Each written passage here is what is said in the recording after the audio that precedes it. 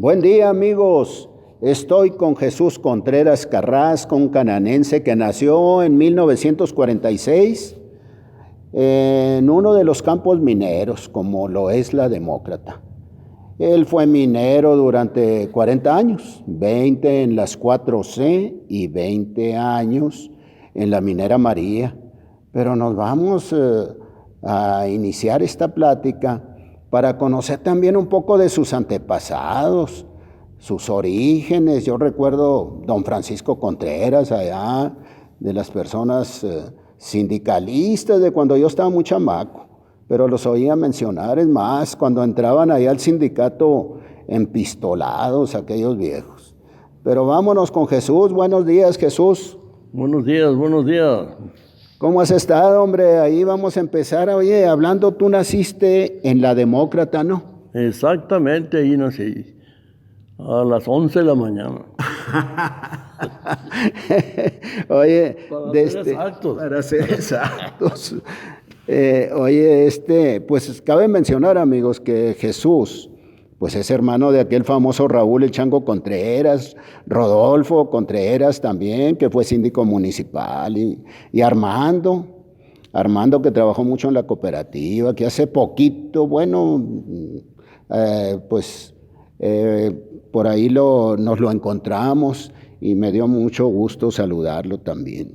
Y oye, Jesús, tu papá y tu mamá venían de fuera. ¿Dónde nacieron? Mi mamá de Chihuahua y mi papá de Pilares, ahí nacieron. Y se conocieron en Nacosari. Ajá. Ahí se conocieron el 1930 o 31. Ahí es donde se conocieron. Y luego después nació mi hermano Rodolfo en Hermosillo, Sonora. Ándale. Y Raúl nació a un lado de Compas, en el Ojo de Agua de Compas. Ah, conozco el Ojo de Agua de Compas. Ah, pues ahí nació Raúl, mi hermano. ¿Y tú naciste en la Demócrata? Exactamente. Y mis otros hermanos nacieron aquí en el Ronquillo, le decíamos antes, aquí, en Cananea. Pero Rodolfo y Raúl son de fuera. Esos sí nacieron allá, en Hermosillo, en Compas. Sí, pero muchos chamacos se vinieron para acá, pues. ¿Qué sería? 36, 35, 36. Se vinieron aquí porque se vino el auge de la compañía, de que había trabajo. Y mucha gente se vino de todas partes de la República.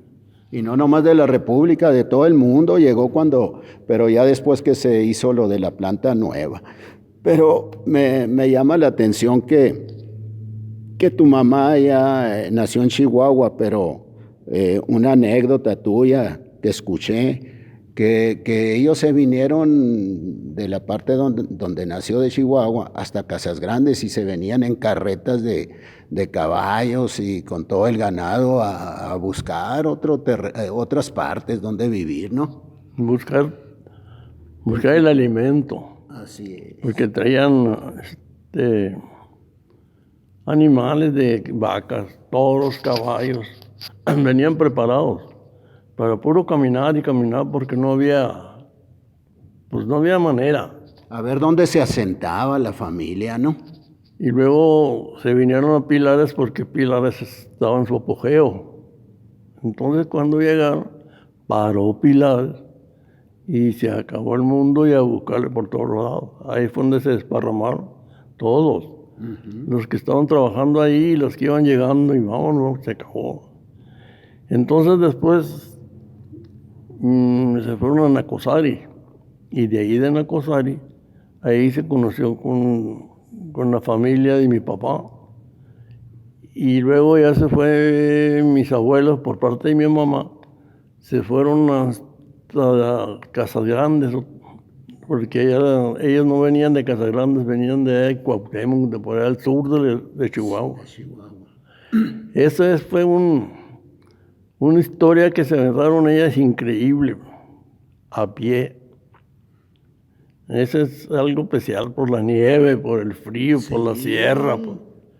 Y llegaron y se volvieron a ir igual, porque no había otro medio, Sí. a pie. Pero ahí se establecieron en casas grandes, ya los parientes de tu mamá. Mis abuelos sí, se quedaron en Delicias. Ah, delicia. En Delicias se quedaron.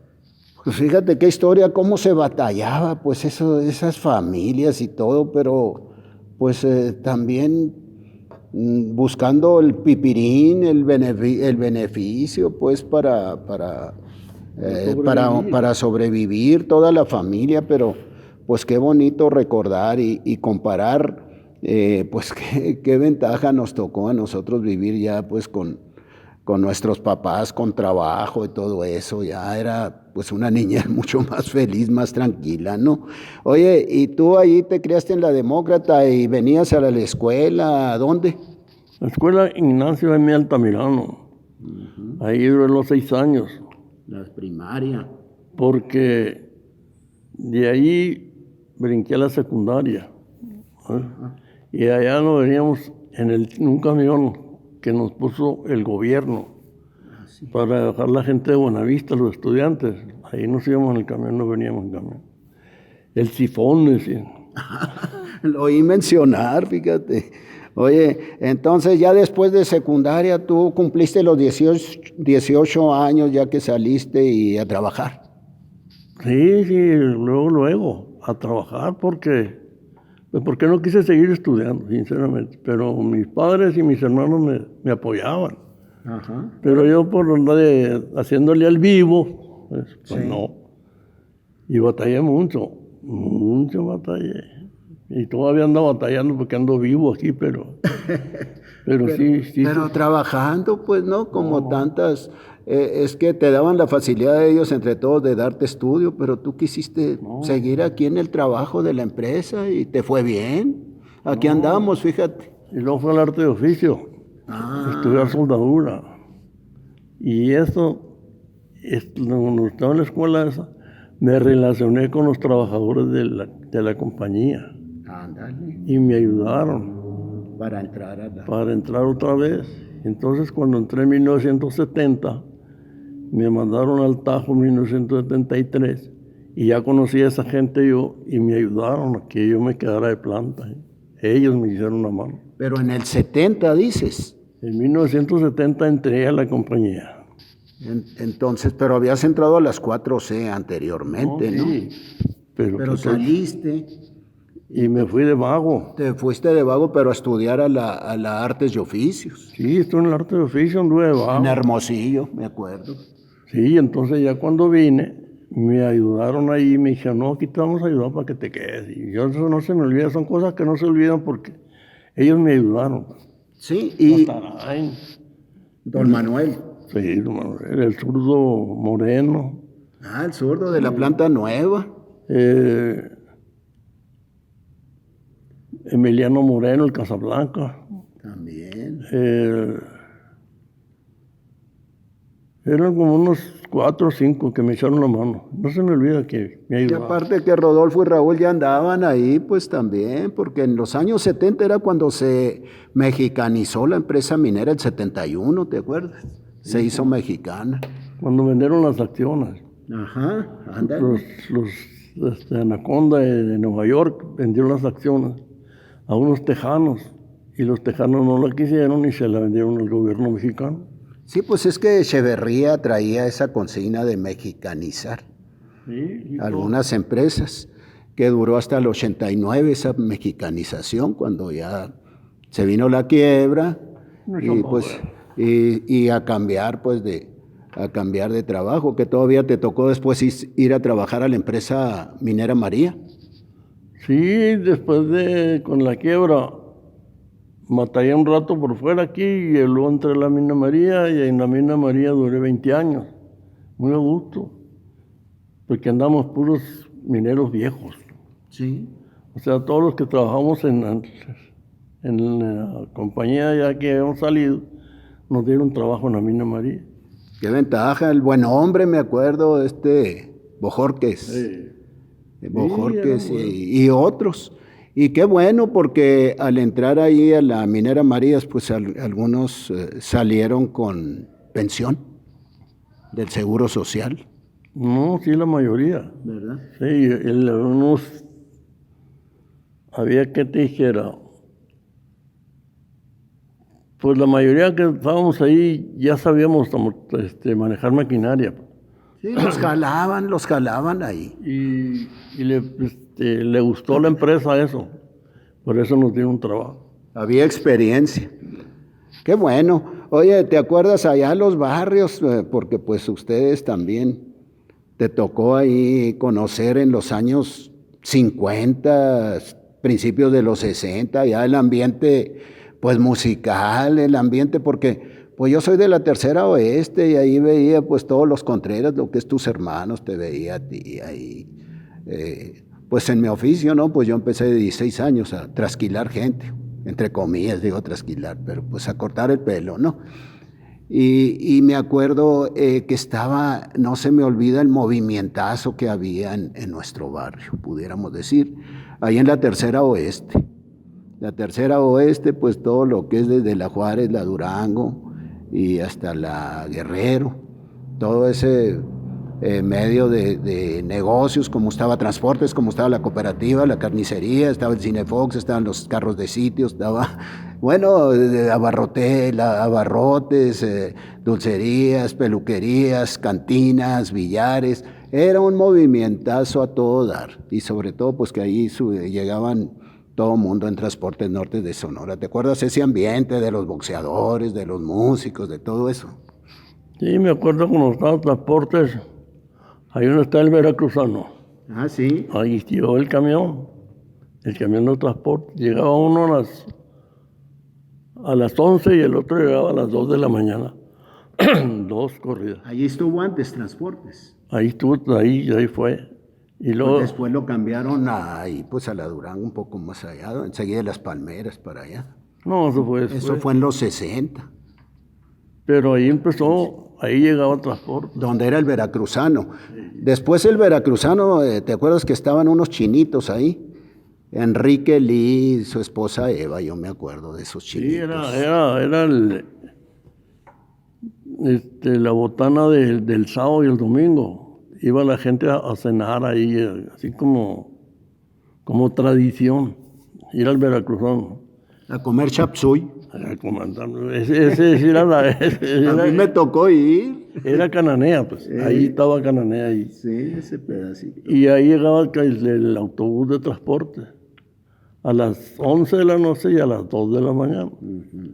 Entonces había unos taxis ahí, del 118, del 340 y todos los que estaban ahí. Y llegaba el camión a las 2 de la mañana y ahí se acabalaban para la chamba, pues. Para la chamba, ¿no? Para sacar ellos un viaje para Naco, otros para Guapreta y otros así. Así es. Pero en realidad eran 2. Y luego otro día en la mañana eran 2 salidas. Uh-huh. Una a las 8 y la otra a las 4 de la tarde. Estás hablando de los años 50, tú. De transportes. ¿Verdad? Estaba transportes. Y luego está el Batepi, el Macuche, el Cilindro y tal. Que corrían a Nogales por Mascareñas. Eso. Pero transportes ahí estaba en el veracruzano. Ahí empezó. Y luego después consiguieron. Ahí en la Durango. En la Durango. Y luego entraba el camión por el callejón. Ah, sí. Pues ahí vivíamos nosotros en ese callejón, sí, cómo no. Allá tenían el corralón donde metían los camiones, pues. Ahí llegaban en ese entonces. Pero era un Cananea muy limpio, muy tranquilo, así como te dijera que te dijo una muchacha una vez por radio. Se respiraba el calor humano, se respira el calor humano en Cananea todavía. No muy seguidón, ¿no? Pero sí se respira porque hay gente que vive con el don de los viejos. Así es. Sí, todavía. Los valores aquellos, el respeto a los viejos, a los maestros, todo eso pues nos tocó vivirlo. El respetar a un maestro era lo primero que te enseñaban en tu casa. Así es. Tú vas a respetar al maestro, si está muy feo, está bonito, tú lo vas a respetar. Y si te regaña o te dice algo, por algo es. Por algo es. Algo hiciste. No, eran muy bonitos tiempos, sí, cierto, hombre. Cananea, esos tiempos, era un pueblo chico, mucha educación, pero sí, pues te acuerdas los trabajos de la empresa minera, pues también cuando se venían los tiempos buenos, porque a tu papá le tocó cuando la planta nueva. Tu papá trabajó, pues, toda esa, don Francisco Contreras, tu papá le tocó trabajar en aquellos tiempos de los 40. Sí, él entró me juro que entró el 36. Exactamente no me acuerdo, pero sí entró el 35, el 36. Y luego agarró un puesto en el sindicato. Y luego fue a convenciones, y luego duró un rato ahí en el sindicato de puestos. Y fue el primer tesorero de la cooperativa de consumo. Ándale. Qué historia de don Francisco, sí, era muy mencionado. Que fue el primer tesorero. El primer tesorero de la sección de la 60, de la cooperativa. Cuando había dividendos. Sí. A mí me tocó que había dividendos, como manejaban también las cuentas aquellos viejos, pues les daban, que ya van a dar los dividendos, pues eran de la cooperativa, de la utilidad que te generaba la cooperativa de consumo de la 65. Y luego también fue tesorero de la 65. Y luego fue de vigilancia. O sea que como 2, 3 puestos estuvo ahí. Y fue algunas veces a México, fue a las contrataciones. Pues él fue el primero, que fue cuando las utilidades. Él fue el primer viaje de los primeros que nació en la 65, en la palabra utilidad, que fue Adolfo López Mateos el que le implantó en la Ley Federal del Trabajo. Adolfo López Mateos hizo una ponencia en la Cámara de Diputados y Senadores para que la palabra utilidad del trabajador apareciera en la Ley Federal del Trabajo. Entonces Adolfo López Mateos y mi papá fue el primero de Cananea. No, él no fue solo, fueron como 2, 3, pero le tocó él. Y les dieron 200 pesos, ¿sabes cuánto? Pero les dieron. Sí. Ahí fue donde empezó en Cananea, que ahora los trabajadores nuevos disfrutan de eso, que no saben de dónde vino. De eso sí te puedo decir. De esa época, ¿no? Sí. Nomás que muchas veces había pérdida, no utilidad en aquel tiempo. No, pues de hecho no había, pues. Y ahorita están agarrando unas superutilidades, ¿no? No, sí. Ahorita es una chulada. No, sí le está yendo bien. Oye, pues... Y te acuerdas también, pues a ti te tocó la época de los 50 y que también estabas fogueadito desde chamaco y pues yo me acuerdo por ejemplo, había muchos salones de baile en Cananea, había muchos músicos, había tríos, había pues de todo, de música, cuando menos en el barrio donde yo vivía, ahí en el Callejón Pesqueira, ahí ensayaba la Orquesta Maravilla de Rogelio León. Ahí estaban aquellos grandes músicos de nota, una excelente orquesta. Después también llegaron los Durazo. Pero ahí en el barrio estaba otra orquesta ahí que duró poco en Cananea, pero era de don Pedro Bazán, un gran músico, y sus hijos y otros músicos también. Y había pues, guitarreros ahí, gente tocando la guitarra, bueno, un ambientazo, todo eso donde vivíamos. ¿Tú te acuerdas, no? De toda esa época, ahí en las cantinas todo el tiempo había buenos músicos. Y salones de baile. ¿Cómo no? Estaba el Círculo. Ándale. Estaba la placita de Buenavista. Estaba la Plaza Juárez, las famosas serenatas. Hasta la fecha. Sí, pero desde entonces. Sí, era muy suave porque nosotros sanamente andábamos bailando. Así. No había tomaderas, no había ni sodas, nada, puro bailar. Y luego estaba el salón, el Bohemia, y luego estaba la planta baja del Cine Minero. Ah, sí. El Zanzíbar, ¿te acuerdas? Del que después fue el Nocturnal. El Zanzíbar, y luego estaba la Alianza, la parte de arriba. Ah, sí. Y luego no, porque el casino fue mucho después. Sí, el Casino de los Leones fue después, pero también. Y luego estaba el Club Cochise, también fue después. Sí, eso fueron después. Pero antes de lo que que estamos platicando tú y yo, había ahí donde estaba el Zanzíbar, por ahí, el Monte Carlo.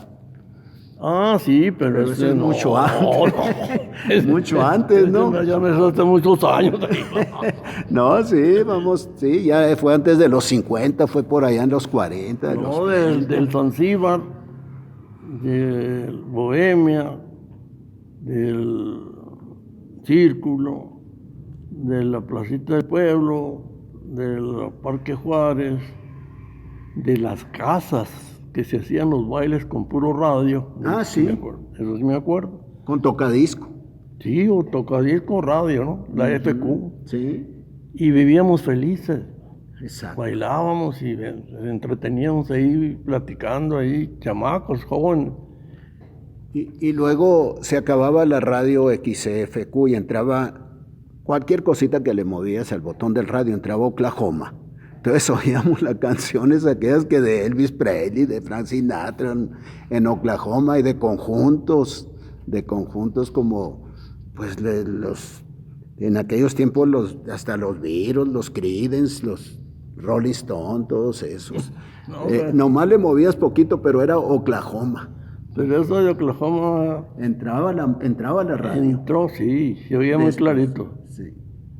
Lo de Oklahoma fue en los años 50. 60 y principios de los 60. No, fue el 53, Sí, sí. 54, 55, porque mis hermanos mayores oían esa estación. Sí, Y ya me pasaban el tip ahí. sí, en el barrio de nosotros, por eso te digo también. Y luego, en aquel entonces, pues cuando empezó el Elvis Presley, en los años 52, 54. Y yo estaba muy chamaco, pues. Y entonces, ahí empezaron ese Oklahoma y luego había otras estaciones.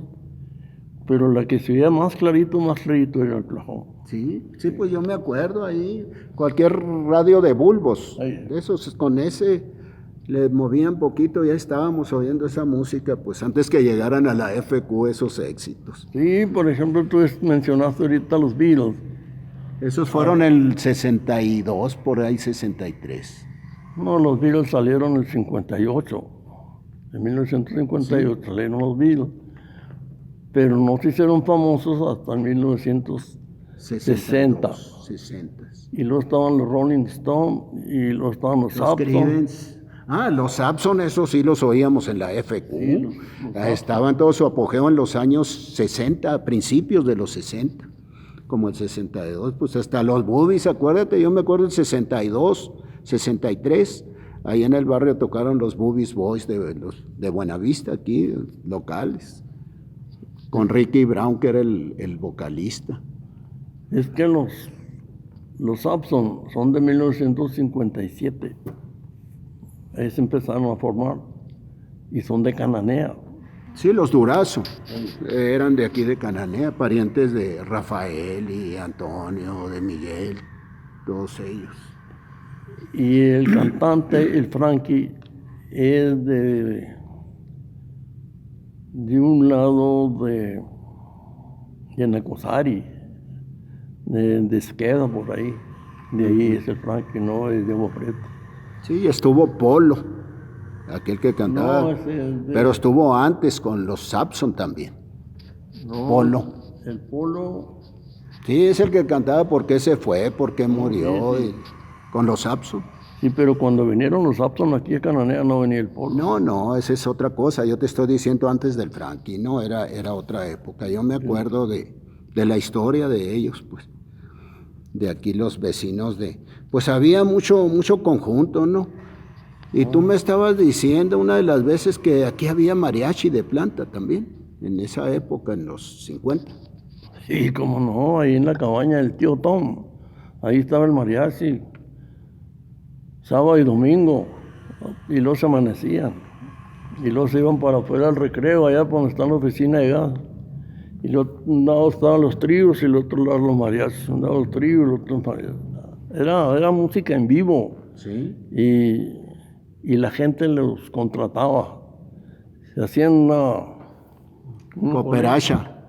Una cooperacha y órale, ahora que va a tocar mariachi, vamos por el mariachi. Ahora que el trío, y luego las serenatas, el 10 de mayo. Y que el cumpleaños, ¿sabe quién? ¿Sabe cuándo? No, pues ahí van los mariachis y los tríos, y muy suave, muy ordenado. Y te daba cosa, te daban ganas de mandarlos tocar. Claro. Porque la gente pues, no vea dinero. Pero en Cooperacha se podía. Sí, en Cooperacha, sí, inmediatamente. Pues acuérdate ahí en Buenavista que se traían a las grandes orquestas en aquel tiempo, mejor dicho, las bandas de Sinaloa, Sí. que le decían las perradas. Eso sí, se juntaban todos los de Buenavista ahí. Y cada quien ponía una parte ahí y luego ya llegaban y cuando tocaban, pues ya cobraban la entrada al baile, ¿no? Sí. Y ya sacaban para pagarle. Pero bien ordenado, muy suave. Era otro mundo, Cananea. No, pues es que también nos tocó. Era bonito vivir en Cananea. Todavía, hombre. Yo llevo a todo dar y tú también, prueba está que no nos hemos ido, ¿no? No, yo no estoy... Sí, ya sé, pero te digo, todavía. No, sí, yo no estoy en contra de lo moderno. Ajá. De la música moderna nunca he estado en contra. Lo que pasa es que antes el mariachi, el trío, las orquestas eran en vivo, por nota. ¿Sí? Y ahora no. Ahora ponen una cinta, un disco, no sé qué, cómo se llaman las cosas. Una memoria. Y trae como 1000 canciones. Y no, pues no sabes qué es. O sea, ellos sí saben, ¿no? Porque ellos la grabaron. Pero antes... Tenían trabajo los músicos, pues yo me acuerdo, conjuntos norteños y para todos había trabajo. Y luego pagaban los impuestos en las serenatas, tocando gratis los miércoles. Era la forma de pagar los músicos, se turnaban los impuestos municipales, porque había impuesto municipal en ese tiempo. Pero ¿sí te acuerdas quién fue el primer presidente? Que puso cuando salieron las serenatas. ¿Quién fue? ¿Quién fue el primer presidente que cuando empezaron las serenatas? El doctor Acuña. Pero el doctor Acuña será el doctor Fidel Sánchez. Porque el doctor Acuña no, el doctor Acuña... El del hospital. Era González, Jesús González y González, ese era el doctor que fue presidente municipal. Sí, pero que de Fidel no, antes de Fidel, antes de que lo agua, antes de que... Por eso era el doctor Jesús González y González, que por allá en 1950 fue presidente municipal, creo que por esa época, ¿no? Bueno, ese amigo, hay un convenio, existe todavía el convenio con los músicos de Cananea, que si tú vas a tocar en cierta parte, no, en una parte vas a tocar, entonces tienes que pagar un impuesto. Así es, municipal. Es municipal. Entonces ese señor presidente municipal les dijo, ¿dónde van a tocar? No, pues en tal parte. Cuando viene un conjunto de fuera, tiene que pagar ese impuesto. Sí, ese sí. Entonces a los de Cananea le dijeron, ¿sabes qué? No me pagues nada. Vi toca en la plaza. ¿Y qué hago? No, pues toco 1 hora y ya. Y así empezaron. Y así empezó. Y se hicieron 2 horas. Y se quedaron 2 horas. Pero ahí nació, en el Palacio Municipal, del presidente municipal de aquel entonces. Las famosas serenatas. Las famosas serenatas. Porque una vez estaba escuchando la Radio Sonora y estaba Acero Samaniego, Ricardo, anunciando ahí que Cananea, que las serenatas y si yo nunca supe quién fue exactamente o cómo nacieron las serenatas en Cananea. Ándale. Y Así que fue el doctor Jesús González y González, el papá del pájaro, pues. ¿Verdad? ese fue el señor que puso la primera piedra ahí de las serenatas. Entonces, por el momento no bailaba nadie, ¿no? Porque nomás los oía. Y luego ya después empezaron a bailar y se empezó a hacer el movimiento y ya no fue una hora, fueron 2. Y hay veces que ahora se hacen 3. Oye, y las muchachas y los muchachos en aquel tiempo, desesperados, ¿no? Yo ya estaba trabajando cuando iba a las serenatas, pues empezaron desde mucho antes. Pero me acuerdo que había clientes, ahí nos vemos, voy a echarme el remojón porque voy a la serenata, pues es que no podías perderte de bailar ahí, un montón de muchachas así alrededor y decía yo, pues si el Panchín, ¿te acuerdas que tenía el mismo pasito, el Panchín Mendoza? Y él todo el tiempo salía a bailar, y pues así si no sale una va a salir otra, decíamos. Así con la mano extendida, pues. Y luego las serenatas empezaron aquí, en el Parque Juárez, y luego se fueron a Buenavista. El miércoles era en el Parque Juárez, sí, y el jueves en Buenavista. Perfecto. Y luego iba para allá la orquesta o el Guillermo Sepúlveda del Gatillo. Si no había orquesta, estaba el Gatillo famoso, ¿cómo no? Sí, un día andábamos ahí, hice la maravilla que no va a poder venir, y luego fuimos con el Gatillo. Dice de la maravilla que si podías ir tú, que luego te la pagaban a ti, ¿no? Sí. Pero ayúdenme con los aparatos, ahí vamos. Y llevaban al Gatillo y se hacían la bailada, pues. La bailada, pues, o sea, ese era otro. Con sus discos ahí, yo me acuerdo del Gatillo, ¿cómo no? Excelente recordar a esta persona, el señor Sepúlveda. Oye, y los boxeadores que había ahí, ¿te acuerdas? En el barrio. Aquí pues que estamos hablando de la Tercera Oeste, ahí en Las Palmeras y ahí con Ligo, era la selva, todo eso. Sí. Que había pues el Güerito Moreno entrenando unos pocos por acá, otros por allá, pero aquí con el Churi Samaniego en la Plaza Corona, en la Arena Corona, aquellas que hicieron de madera y ahí estaba el ring. Todo eso te tocó a ti también, ¿no? Porque tu hermano Raúl el Chango Contreras era el referee, igual que Abel Monge y otros, ¿no? Yo me acuerdo grandes boxeadores ahí. Sí, mira, yo conocí el Hotel Sonora. Sí, ahí empezó. Ahí había una arena. Ajá. Y luego en el estadio. Y luego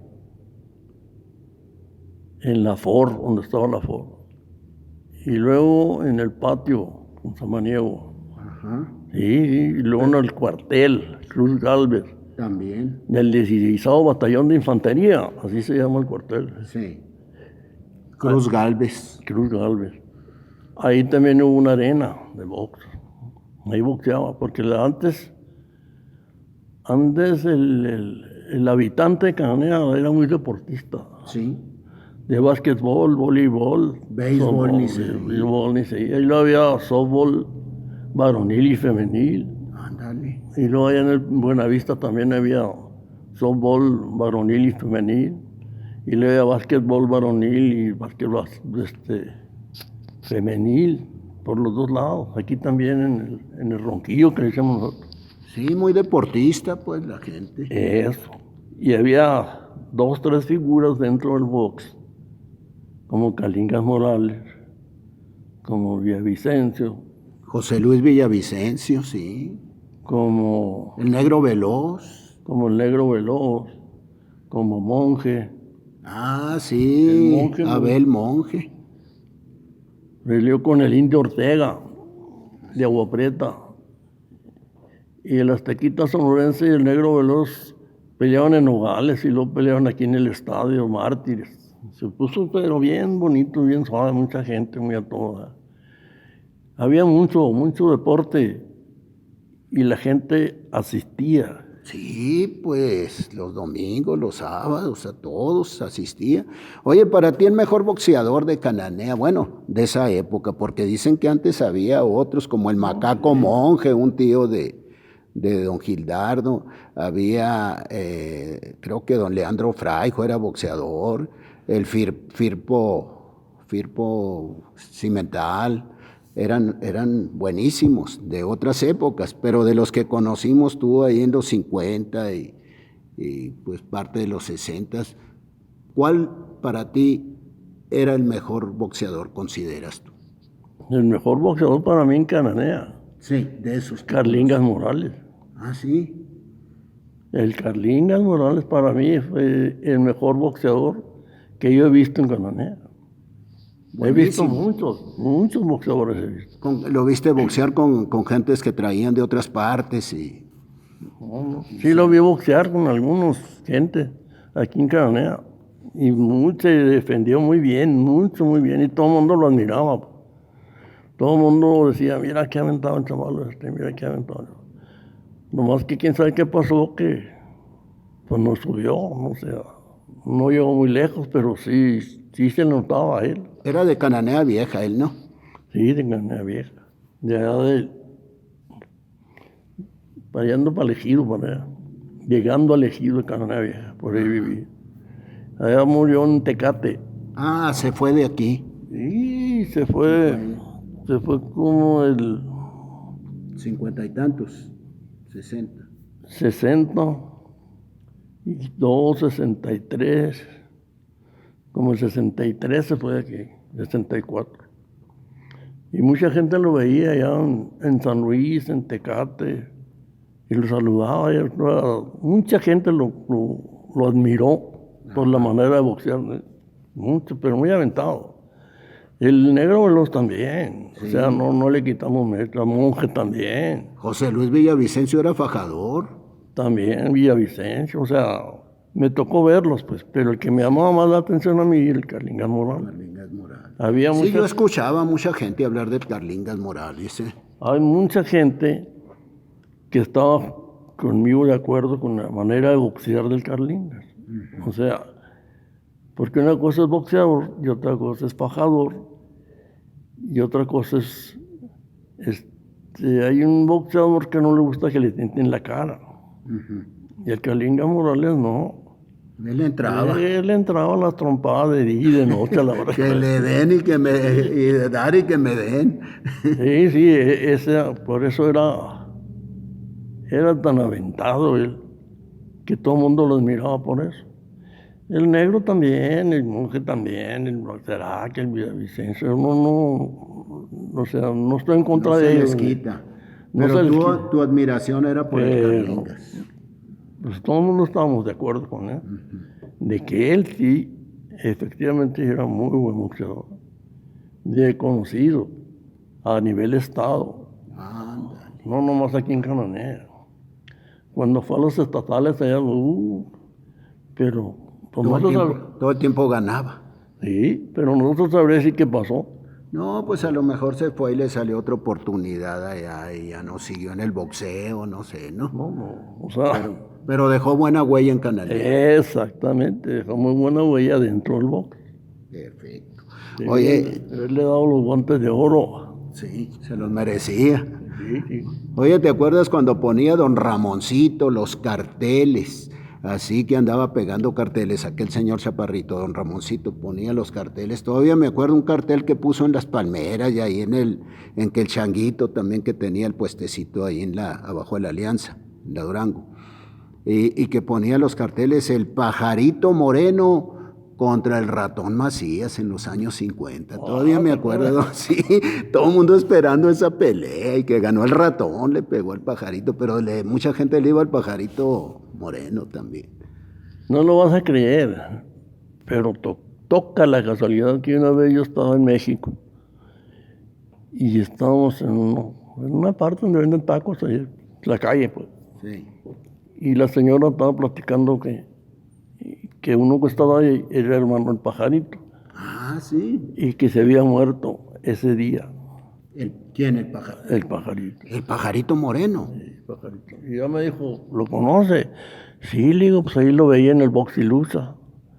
En las revistas que salían, Box y Lucha, y yo me acuerdo del Pajarito Moreno porque era una pelea muy esperada del Ratón Macías contra el Pajarito Moreno. Sí, era En las palmeras. boxeadores, boxeadores, sí, de veras. sí. El Raúl Macías. Raúl Ratón Macías. Cada vez que terminaba la pelea, le daba gracias a la Virgen de Guadalupe. Ándale. Y él le daba las gracias por pues haber terminado la pelea en buen estado. Fíjate. Y luego se encerraba en un hotel y no salía hasta otro día porque no quería que le molestara a nadie. Quería descansar después de la pelea. Pues, de tanta trompada que le pegó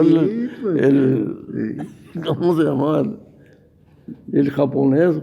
Jalimi, imagínate. Yo me acuerdo porque por radio se escuchaban en esos radios de Bulbo, pues ahí yo me acuerdo de esas peleas, grandes peleas. La XW lo veíamos bien, aquí no había problema. Sí, muy bien, se oían esas grandes peleas de box. Bueno, pues ya recordamos mucho. Oye, una vez me platicaste tú, la piedra que está ahí enfrente del cuartel, por la avenida, la avenida, ¿cómo se llama esa? La primera, ahí donde estaba la piedra, donde estaba la talabartería de Lolo Higuera, por ahí enfrente del cuartel, estaba esa piedra que tiene su historia. Todo el tiempo estaba la raza ahí, ¿no? De ese barrio, pues ahí sentados que el Fumanchu, que el Perico, que el Pacho León, todos esos que se juntaban ahí de la Mesa Sur,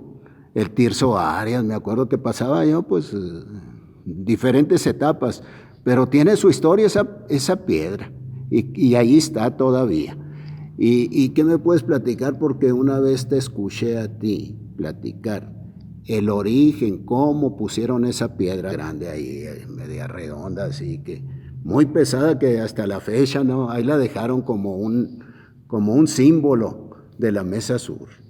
No, pues lo que pasa ahí es que, mira, cuando hicieron la concentradora nueva, vino gente de muchas partes. En la década de los 40.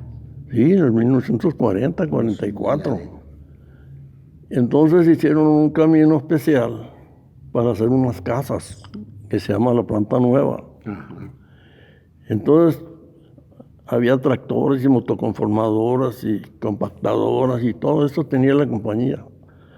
Hicieron el camino y salió esa piedra y la fueron orillando con el tractor y la motoconformadora, la fueron orillando y ahí se quedó. Entonces a nadie se le ocurrió moverla o echarle pesada. No, estaba muy grande y luego necesitabas media redondita. Sí, pues necesitabas un estrón, necesitabas una grúa para poderle echar. Y la fueron dejando y como los vecinos jamás se molestó. No, hombre, al contrario. Y ahí se quedó. Y mucha gente descansaba ahí. Sí, cuando subían la cuesta. Se nos acababa el aire. Subían la cuesta y a descansar en la piedra. Sí, porque yo iba con mis hermanos que vivían ahí, y Rodolfo y Raúl, y si me descansaba un ratito, agarraba aire. Eso todo el mundo. ¿Todos? Y esa fue la historia del camino de la Planta Nueva, porque mi papá me platicó que por ahí se transitaba para la gente para trabajar en la concentradora nueva. O sea, ya la tumbaron, ya está desechada últimamente, ¿no? Pero fue en 1940, 44, hasta el 46. Fue cuando hicieron la concentradora. Sí, pues fue cuando Estados Unidos entró a la Segunda Guerra Mundial, necesitaban cobre y hubo grandes inversiones de los Estados Unidos y de ahí vino esa donde llegó gente de todo el mundo otra vez como al principios de Cananea, ¿no? Como los principios de Cananea. Sí, el mineral se lo llevan directamente a Nueva York. Y ahí de la fundición, de la concentradora, directamente hasta Nueva York. por el asunto de las armas y todo eso, y los carros, y era el auge del metal. Así es. Y estaba la fundición de Douglas, estaba la También, fundición de Cananea. En todo su apogeo. En todo su En apogeo. Bisbe. Sí, ahí la mina de Bisbe. Ahí me tocó ver el humo de la fundición de Douglas. De ahí de donde vivía yo en la Demócrata, se veía clarito, se veía el tubo. Y le pregunté a mi papá, no, me dijo que las fundiciones, ahorita el cobre, están trabajando todo lo que da. Y era el momento del dinero por la guerra. Sí, pues era la oferta y la demanda, y había mucha demanda, y pues aquí Cananea se fue grande, mucha gente. Llegó mucha gente que se quedó, y pues ahí están muchos descendientes. No, y ahorita también me llegan dejando de todas partes y se quedan. ¿Se quedan? Y no hay que hacerles desaire porque Al somos contrario, humanos. Somos humanos. y gente que viene a trabajar. Y a lo mejor uno mismo o un familiar de nosotros se va para otra parte, pues que los traten bien, porque nosotros tratamos bien a la gente que viene de fuera. Perfecto. Así lo hemos hecho toda la vida. Eso es lo más bonito que puede haber. Por eso el habitante de Cananea, donde quiera se le abren las puertas por su manera de ser. Eso es lo más bonito que hay. Su manera de ser, de vivir. Porque él es noble. El habitante de Cananea es noble. Es una cosa muy especial que lo traemos desde hace mucho. ¿Sí? Y luego éramos una familia unida. Así es. Todos andamos así. Y que mira el fulano que no trae zapatos, órale. Oye, Ándale. Solidaridad. Así es. Así es. Y luego la confianza. Yo me acuerdo en la casa era una puerta de alambre, así en verano, nomás un ganchito y nadie molestaba, nadie robaba, pues aparte que no había mucho que robar, pero se respetaba mucho eso, se respetaba. Y todo el mundo se quiere, Así todo el es. mundo se respeta. Si nosotros los habitantes viejos, que todavía quedamos muy poquitos, pues nos vemos con cariño, nos saludamos con una enorme, ¿cómo te podría decir? Satisfacción. Estuve platicando con estuve platicando con el otro y así, ¿no? Sí. Eso es lo más bonito para nosotros. Que la gente moderna pues no entienda o no quiera saber de qué es otro mundo. Pero es bueno también pues que la chavalada sepa. Pero también llevan los principios, porque pues la gente así que nos criamos en esa época traemos los valores que nos inculcaron tanto en las casas como los maestros, y ahora pues es otra etapa más moderna, más digital, más una cosa diferente, y hay que acoplarnos. No, pues ojalá pudiéramos decirle a los jóvenes que cuando se levanten en la mañana, pues le den gracias a Dios. Y luego, que sonrían, Ándale. que se regalen ellos una sonrisa. Porque si tú te regalas una sonrisa, todos los que te rodean te van a querer. Eso lo digo de todo corazón, de toda fe. Y seguir conservando el calor humano que nos dejaron nuestros padres. A ver hasta dónde llegamos.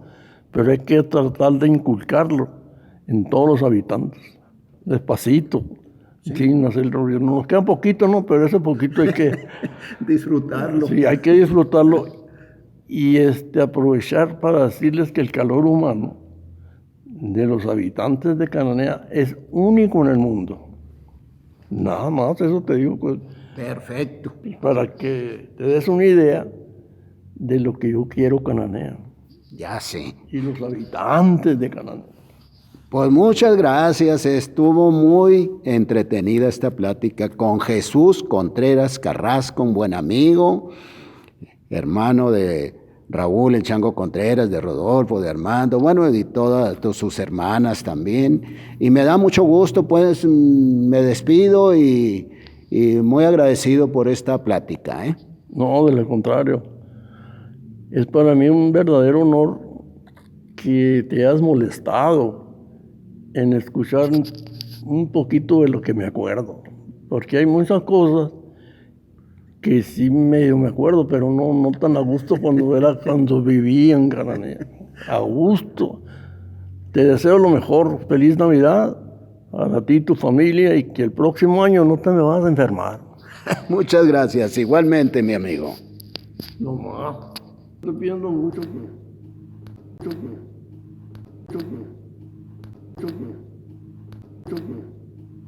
Mucho.